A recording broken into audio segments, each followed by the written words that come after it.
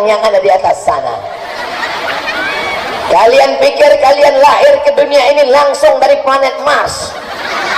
Kalian pikir kalian diterjunkan langsung dari tanah bawah, langsung dari langit? Tidak. Kalian pernah numpang di perut mereka 9 bulan 10 hari lamanya. Betul? Dulu belum ada operasi sesar, maka janin bisa sampai 2 tahun. Baca kitab-kitab fikih, tanya Abu kalau tak percaya. Janin dalam kandungan 2 tahun, begitu lahir begigi.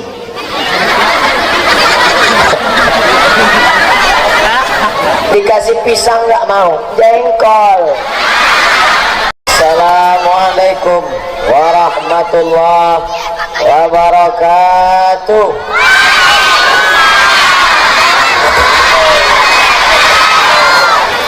Bersyukur kepada Allah dengan mengucapkan alhamdulillahirabbil alamin. Berselawat kepada Rasulullah dengan ucapan Allahumma salli ala sayyidina Muhammad wa ala ali sayyidina Muhammad. Baik yang mendengarkan langsung maupun yang mendengar RRI Pro 2 dalam channel 90,3 MHz, semuanya mendapatkan pahala jihad fisabilillah. Tadi Abu Mahmudin bertanya, seandainya panas terus, apakah tetap duduk mendengar? Seandainya berubah hujan lebat, apakah tetap duduk mendengar? Orang yang tetap duduk walau hujan walau panas disebut dengan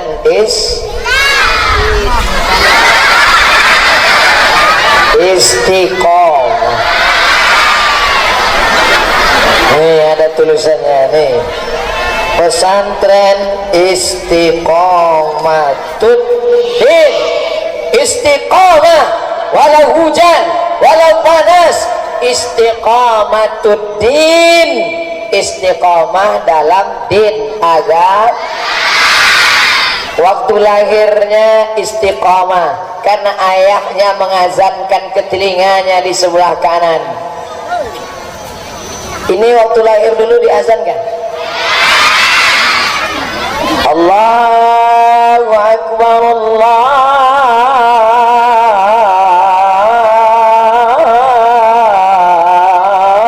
Akbar. Ada tak di Molabu anak yang lahir, waktu lahir ayahnya bisik, what can I do? Ada tak? Tak ada. Semua anak di Maulabuh diazankan oleh ayahnya. Bapak-bapak yang dulu belum mengazankan anaknya, maka sekarang anaknya sudah besar, jangan diazankan lagi. Jangan nanti pulang dari sini kata Ustaz Somad, anak biar istiqomah diazankan. Sini sebentar, sini. Allahu Akbar, Allah. Anak sudah kelas 7 kasih juga diazankan. Kenapa anak itu diazankan? Tujuannya supaya dia istiqomatuddin. Kenapa Ustaz nunjuk ini terus? Saya baru dapat. Nanti pulang ke rumah saya gantung di dinding. Anak saya, cucu saya akan bertanya nanti setelah 20 tahun lagi, ayah, ini sorban apa ini? Ini sorban Serambi Aceh. Siapa yang ngasih? Abu Mahmudin. Dari mana? Maulabuh. Ayah pernah sampai ke Maulabuh 3 kali ayah ceramah di Maulabuh. Siapa yang bawa ayah ke Maulabuh? Yang membawa ayah ke Maulabuh namanya kawan ayah. Sama-sama dulu di pesantren Darul Arafah Medan, sama-sama kami di Kairo Mesir, sama-sama pula nanti kami di surga bersama Nabi Muhammad sallallahu alaihi wasallam. Istiqomah kami berteman. baik dalam keadaan berduit maupun kere. Istiqomah kami bersahabat baik dalam keadaan susah maupun lapang. Itulah kawan ayah dari Nangro Aceh Darussalam, Tengku Haji Fadil Rahman. Sudah kenal orangnya? Itu tadi. Cuman nanti kalau saya kasih tahu ibu-ibu pasti sedih. Mau saya kasih tahu? Nanti saya kasih tahu ibu nangis. Janji? Dia sudah nikah.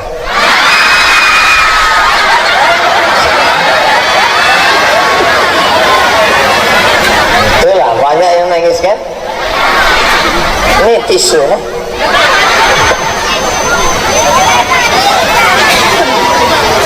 Jadi ibu, bapak, hidup ini kaya tak penting, hidup ini miskin tak penting. Yang penting adalah istiqomah. Ini berat Pak Ustaz, berat istiqomah. Istiqomah itu berat karena balasannya surga. Kalau ringan namanya istirahat.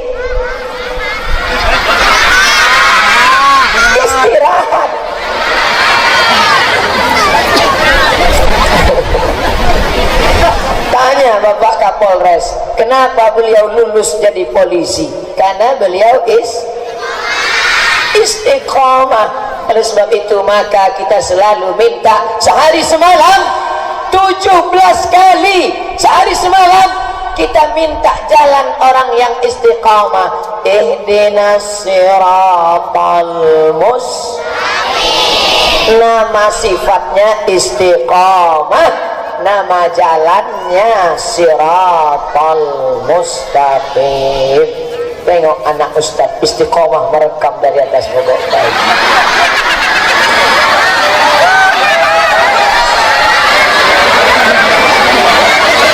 Ustaz doakan menjadi Menkom Info. Mantap.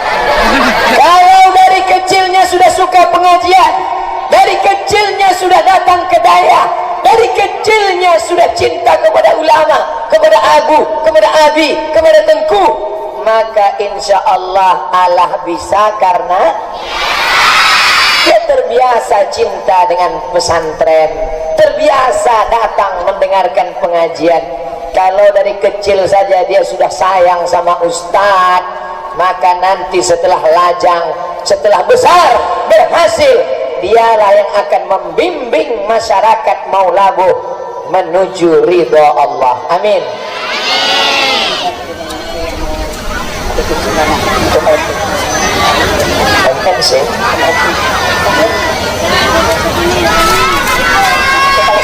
Oh, ada kawan-kawan kita mau mengambil duit bapak ibu, boleh nggak? Inilah orang istiqomah. Ada orang itu datang hujan, apakah tetap duduk? Duduk. Datang panas, tetap duduk? Duduk. Ada orang mengambil duit, pulang. Mereka istiqomah. Walau hujan, walau panas, walau duitnya diambil, tetap duduk. Mainkan. Duit yang diambil ini bukan untuk ustadz, bukan untuk daya, tapi mau dibawa ke Palestina. Itu saudara kita. Mereka bukan orang Aceh. Mereka saudara bukan karena sama suku Aceh. Mereka saudara bukan karena negara kesatuan Republik Indonesia. Mereka saudara dalam la ilaha. Itulah yang disebut dengan istiqamah. Sekali la ilaha illallah tetap la ilaha. Ada orang sekali mengudara tetap di udara. RRI Pro 2. Mana tukang kutip duit tadi? Udah, satu orang naik ke atas. Karena yang di bawah ini ikan-ikan bilis saja nih. Ikan paus, ikan hiu di atas. Duit. Yang di sana mulai berbisik. Ustadz Somad judulnya istiqomah, dia pun istiqomah di depan anak-anak gadis aja. Dasar Ustadz gatal. Saya bagi-bagi, di sini 20 menit, nanti saya di sini 20 menit, ke sana 20 menit. 20 kali 3 60 menit sesuai yang tertulis di botol 600 ml. Di mana-mana Ustaz Somad ceramah kan 600 ml kan? Kecuali di Serambi Aceh, karena di sini tidak dikasih botol tapi kelapa muda.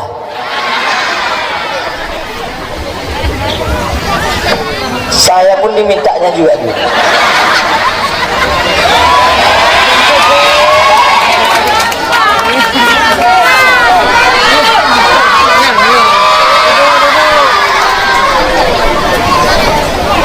Ada orang-orang kalau sedang dengar pengajian hatinya tenang. Ibu termasuk yang tenang? Tenang. Tapi begitu menengok kotak dekat mulai tak tenang. Tadi waktu dengar pengajian Assalamualaikum, hati tenang. Begitu nampak kotak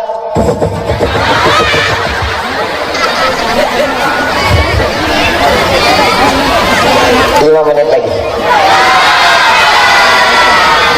tenang. Saya istiqomah 20 menit di sini, 20 menit di sini, 20 menit di sini. Setelah itu masuk azan maghrib dan kita istiqomah sholat maghrib. Nanti kalau nampak saya tiba-tiba pergi, bukan berarti saya tak istiqomah sholat, saya sholat jamak takhir. Saya jelaskan itu di sini supaya apa? Jangan ada dusta di antara kita. La ilaha illallah, la ilaha illallah, la ilaha illallah, la ilaha illallah Muhammad Rasulullah sallallahu alaihi wasallam, kalimatu haqqin 'alaiha nahya. Dengan itu kita hidup, wa 'alaiha namutu. Dengan itu kita mati, wa biha nub'atsu. Dengan itu nanti kita dibangkitkan di padang mahsyar. Ada pula yang jawab di padang bola. Waktu hidupnya la ilaha illallah, waktu matinya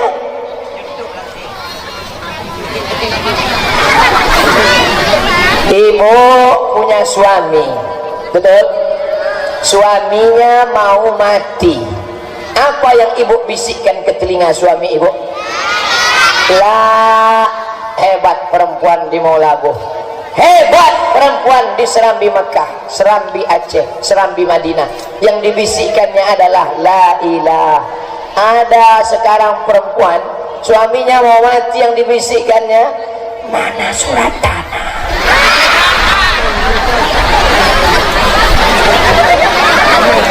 Maka yang kita bisikkan adalah la ilaha illallah. Itulah mengapa kita diajak zikir. Afdaluz zikri fa'lam annahu. Makanya kalau mau berangkat dari rumah itu juga disebut Bismillahi tawakkaltu ala Allah, la haula wala quwata illa billah. Hidupkan mesin motor, panaskan, bawa la ilaha illallah, la ilaha illallah. Tiba-tiba ada razia, pring. Mana STNK BPKB? La ilaha illallah, la ilaha illallah. Kata Pak Kapolres, ini pasti yang pengajian. Dah, pergi sana. Tidak bisa, tetap urus STNK BPKB dan bayarlah pajak bermotor. Bapak Ibu Saudara yang dimuliakan Allah Subhanahu wa taala, duit yang Bapak Ibu berikan itu akan dikirimkan ke Palestina, dibelikan baju musim panas, dibuatkan untuk menggali sumur bor, supaya saudara kita yang sedang dijajah Israel laknatullah alaihim ditolong Allah, dan kita ikut menolong saudara kita. Intan surullah, kalau kau tolong hamba Allah, kau tolong agama Allah, yang surkum, Allah pun akan menolong kamu. Takbir. Sallu ala nabi. Allahumma salli ala sayyidina Muhammad. Allahumma sholli wa sallim wa barik. Tengok kotaknya. Istiqomah 2000 perak. Istiqomah itu bukan 2000. Istiqomah itu adalah naik 2000, 5000, 10.000, 100.000, sejuta. Mudah-mudahan kita istiqomah yang naik, meningkat terus ke atas. Amin. Yang mendengar ceramah tidak bisa di bawah, naik ke atas. Yang tak bisa ke atas, naik ke yang lebih tinggi. Tak bisa lagi, itu yang lebih tinggi. Hati-hati kalian pakai sarung, mereka nengok dari bawah.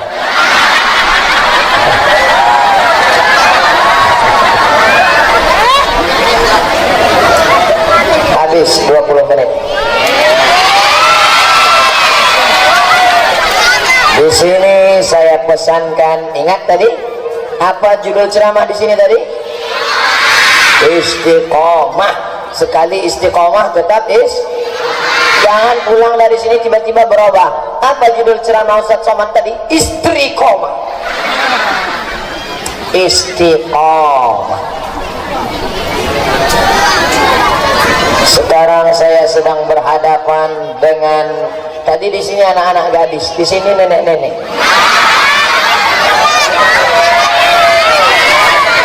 Dari nenek-nenek inilah lahir laki-laki pemimpin-pemimpin bangsa.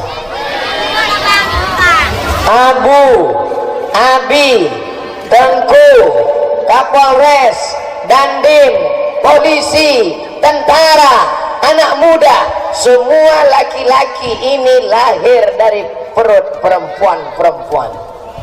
Ada yang lahir dari tabung gas. Jangan menyepelekan perempuan, kulitnya keriput, sudah tua. Mereka lah yang dulu menyebabkan kalian lahir ke atas dunia ini, wahai anak-anak lajang yang ganteng dan perkasa. Wahai anak-anak lajang yang ada di atas sana, kalian pikir kalian lahir ke dunia ini langsung dari planet Mars?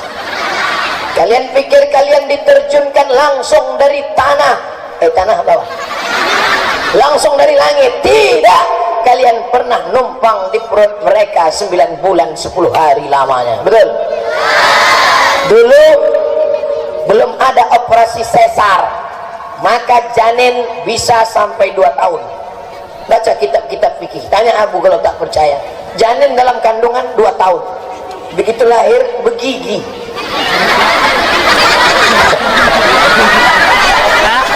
Dikasih pisang nggak mau, jengkol. 2 tahun. Sekarang janin tidak bisa. Datang dokter SPOG. Tahu SPOG? Spesialis Obgyn. Tahu Obgyn? Kandungan. Kalau nanti saya bilang gini, itu kandungan. Ada orang yang bilang gini apa? Bahasa Jepang, kukira kura-kura. Jangan pernah menyepelekan perempuan. Tidak ada satupun laki-laki ini yang bisa mengandung. Inilah yang diinginkan bencong sampai hari ini. Mereka robah wajah mereka, masuk salon, berubah menjadi lady boy. Wajah lady, kaki boy. Bisakah mereka mengandung? Tak bisa. Oleh sebab itu maka kalian hai laki-laki jangan pernah menyepelekan perempuan, karena gara-gara mereka lah kalian hadir di atas dunia ini. Saya bilang jangan menyepelekan, dia mengangguk. Kalian pikir kalian lahir ke dunia ini tanpa perjuangan? Mereka melahirkan kalian meregang nyawa. Berapa ibu-ibu yang meninggal ketika melahirkan anak? Tanya dokter puskesmas. Keluar urat tangannya, meleleh air matanya, berdarah, sampai akhirnya mati. Perempuan yang melahirkan anak mati, maka matinya mati syahid.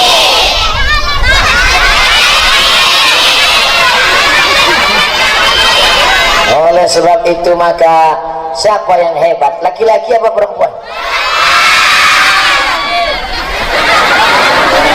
Man ala thalatha banatin, siapa yang menjaga 3 anak perempuan, fa'addabahunna, dimasukkannya ke daya, dimasukkannya ke pesantren, disekolahkannya ke daya istiqamatuddin, dimasukkannya ke daya Inabah. 2 kilometer dari sini ada Abu Zainal Abidin punya daya Inabah, dimasukkannya ke daya, maka anak itu menjadi anak yang solehah, melahirkan generasi yang baik-baik. Generasi yang baik inilah yang akan memerdekakan Palestina dari Israel.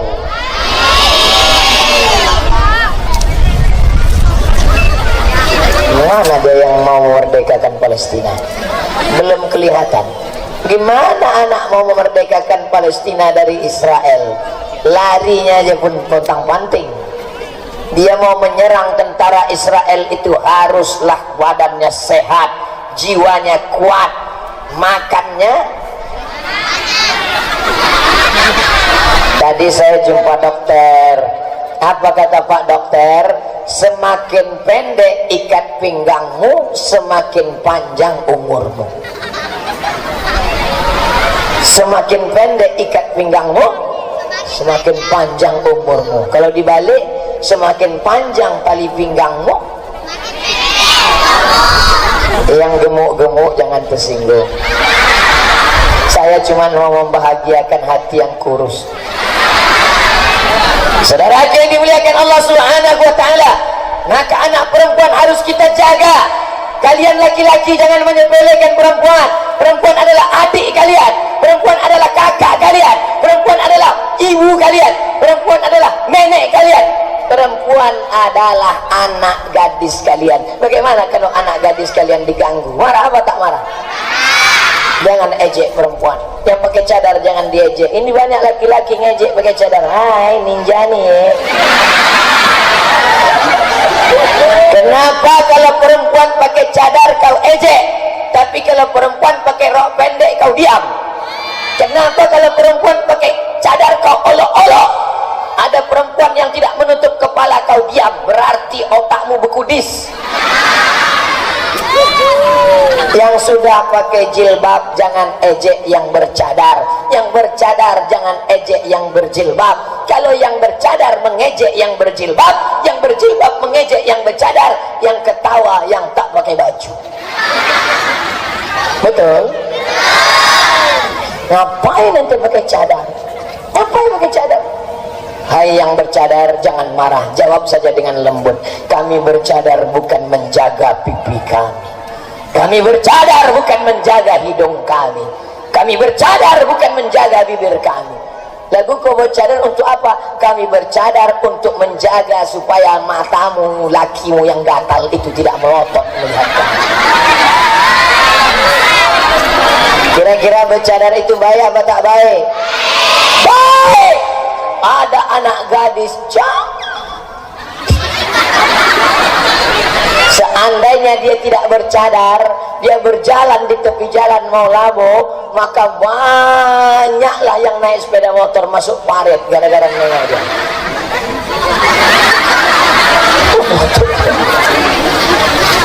Tapi karena dia bercadar menutup wajah, akhirnya selamat dari fitnah. Oleh sebab itu cadar ajaran Islam. Tapi di Aceh ini tidak ada perempuan yang tak pakai jilbab. Ada perempuan Aceh tak pakai jilbab? Tak ada. Inilah hebatnya perempuan Aceh. Cut Nyak Din pakai jilbab?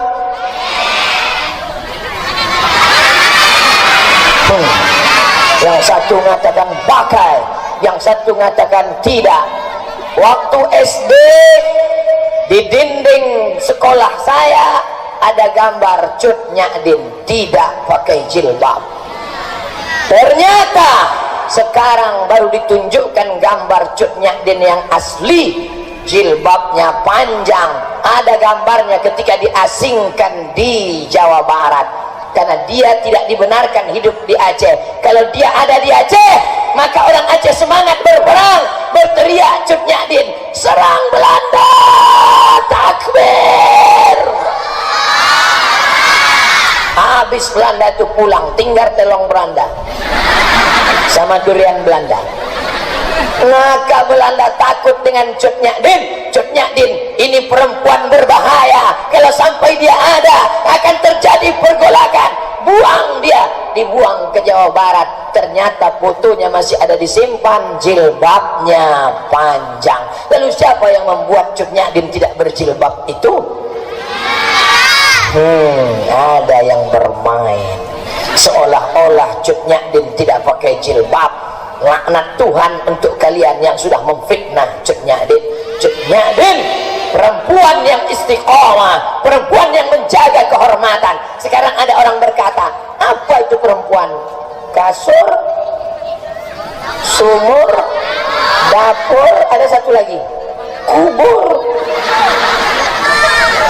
Ternyata itu bukan perempuan Aceh. Perempuan Aceh bukan di situ kehormatannya. Perempuan Aceh pakai jilbab, pakai cadar, mendidik anak. Jangan macam-macam perempuan Aceh. Senjatanya bukan pedang yang panjang, tapi rencong. Kira-kira mana yang lebih berani? Orang pakai pedang atau pakai rencong? Kalau pedang panjang, musuhnya jauh, itu musuhnya. Tapi kalau rencong, membunuh dari jarak dekat. Yang macam-macam dengan perempuan Aceh, macam-macam kubunuh kok dari jarak dekat. Tapi yang dibunuhnya itu Belanda. Ada yang membunuh suaminya? Mana ada. Kalau suaminya buah hati belayan jiwa. Abang jangan pergi jauh-jauh ya, setengah napasku pergi. Apa kata suaminya? So sweet my honey.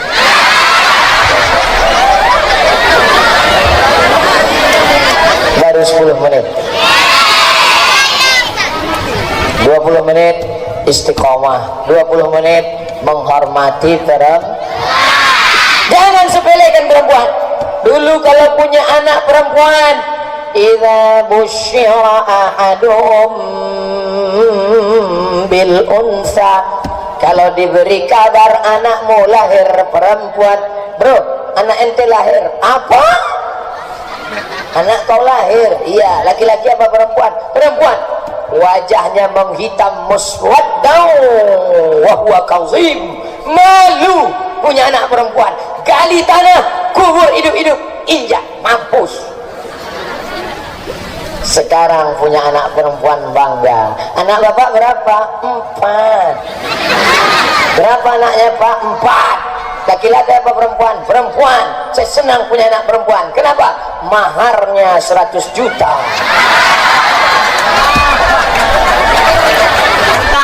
Kalau mahar melambung, maka zina murah. Karena laki-laki tidak bisa meminang perempuan. Datanglah laki-laki, Pak, saya mau nikah sama anak bapak. Berapa yang kau bawa? Bismillah pak, makan kau bismillah. Berapa maharnya pak? 100 juta. Apa? Mati. Inilah anak muda yang rohnya gentayangan, karena penasaran tak jadi nikah. Dasar hantu. Anak-anak muda tenang, saya berusaha untuk menurunkan harga mahar ini.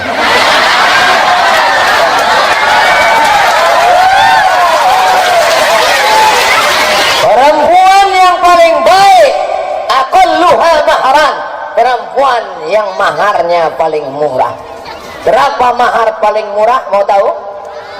Nabi menikah dengan Khadijah, maharnya 20 ekor onta kali 35 juta, 700 juta.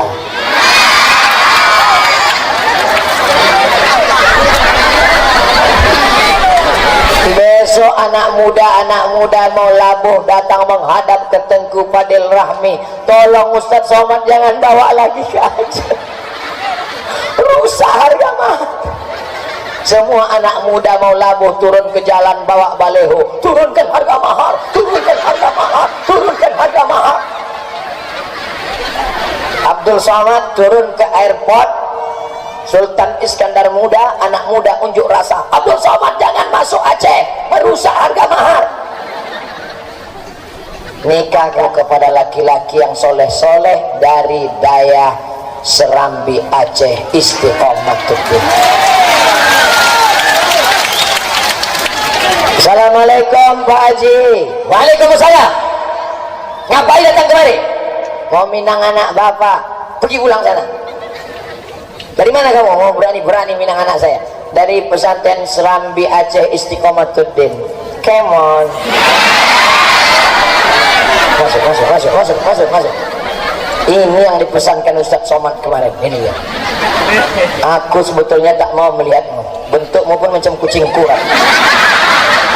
Tapi karena pesan Ustadz Somad dan gua ngefans banget sama dia, maka kau kuterima jadi menantumu. Berapa maharnya Pak Haji? Jangan kau tanya mahar. Urusan pernikahanmu tuh kau lihat tuh kebun kelapa di belakang itu.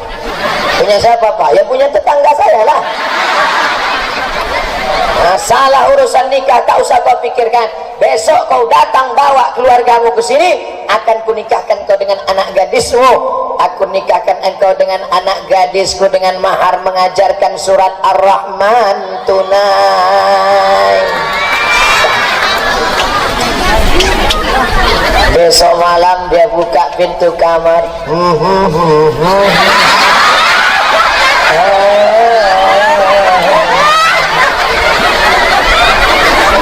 Apa kata si mempelai laki-laki? Disambut dengan suara perempuan dari dalam.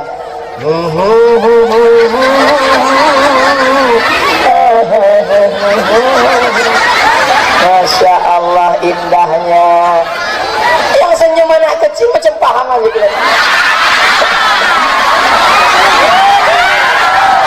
Masya Allah. Siapa yang tak senang? Anak-anak ustadz yang muda yang ganteng inilah yang akan menjadi bupati gubernur Nangro Aceh dari saya. Takbir. Jangan kau lihat laki-laki itu dari mobilnya, boleh jadi belum lu.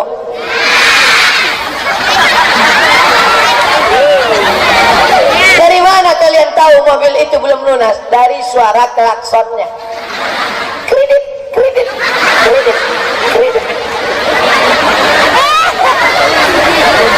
Nanti ibu begitu datang laki-laki langsung buka gorden. Wah inilah dia yang kita tunggu-tunggu calon menantu. Jangan buru-buru. Enggak, ini yang kulihat dalam istiqorohku tadi malam.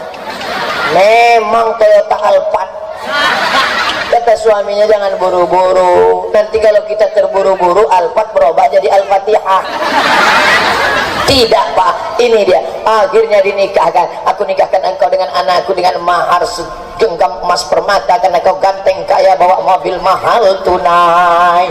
Seminggu setelah menikah anak pulang berurai air mata. Ayah, kenapa ayah? Kenapa? Kenapa mobilnya rental?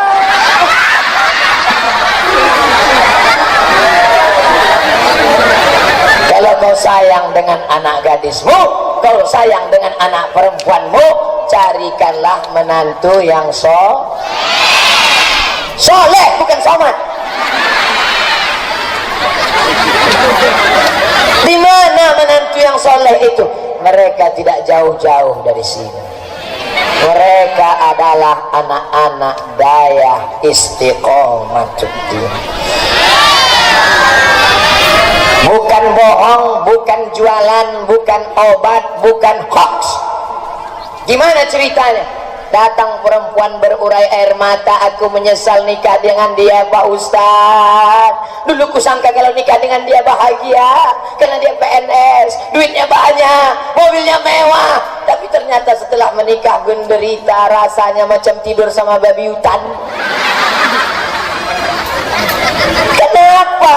Karena laki tidak walaupun hidup 1000 tahun, kalau tak sembahyang apa gunanya walaupun hidup. Ibu-ibu kalau suaminya tak sholat, besok pagi masak sarapan nyanyikan lagu itu.